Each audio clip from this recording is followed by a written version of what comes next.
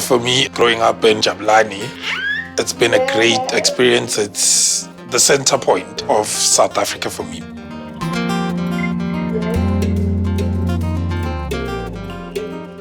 Went to UJ to study BA Humanities. One of the modules that interested me in development studies was actually children and youth development, which is the reason why I'm in Safe Hub now. So Safe Hub started all the way back in 2007, actually, in the township of Khayelitsha. We really wanted to make it possible for a young person to break out of their circumstances when they have grown up in a disadvantaged community or area. And so we focused a lot about understanding what is impactful and what really works. It doesn't help to just create a program that runs for 6 weeks or so. We need to really create a holistic program that is there from a young age to young adulthood, essentially, for a young person and supports them holistically. And so we came together with the DBSA and their D-Lab vision. The theme behind that really is to break this intergenerational cycle of poverty, inequality and unemployment. We are unlocking the potential of human creativity and innovation, and then investing in the partnerships that make an impact on people's lives. This particular facility was built by the city of Johannesburg with the support of National Treasury, but I think the most important partnership in this environment for us is the partnership with the DBSA, the Development Bank of Southern Africa. They gave a huge amount of funding to enable us scaling, not just to this site, but across the country now. This year we're going to be at 9 D-Lab sites throughout South Africa in 7 provinces. The DBSA is really the driver behind that, and to have this independent convener that enables this vision was very important for us, and that's the role that the DBSA really played in all of this. Today we're in Westridge, in Mitchell's Plain, to celebrate the opening of the Westridge D-Lab precinct site, which is the first physical, fully funded precinct that the DBSA has solely funded. 3, 2, 1.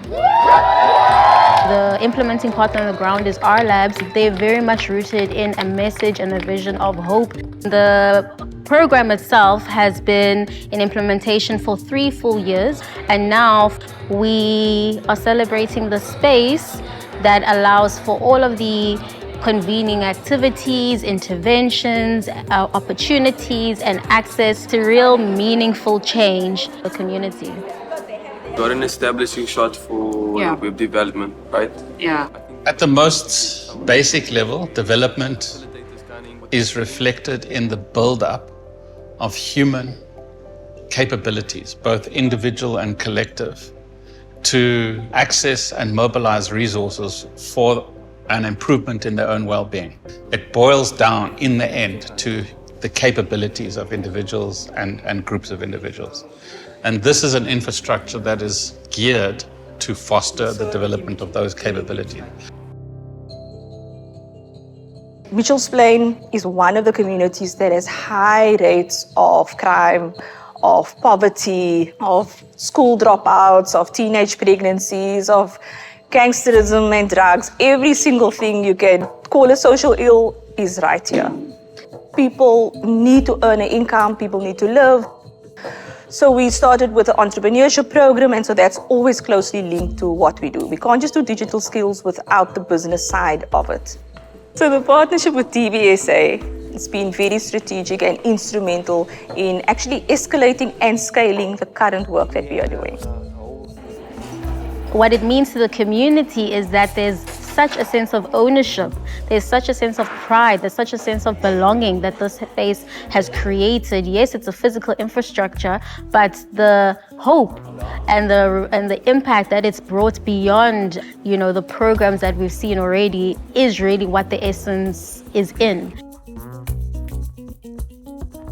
The DLAB program was always intended to be a space in underserved communities that would provide them with access to employment opportunities to become active economically, as well as to bring job opportunities into the township and the rural areas.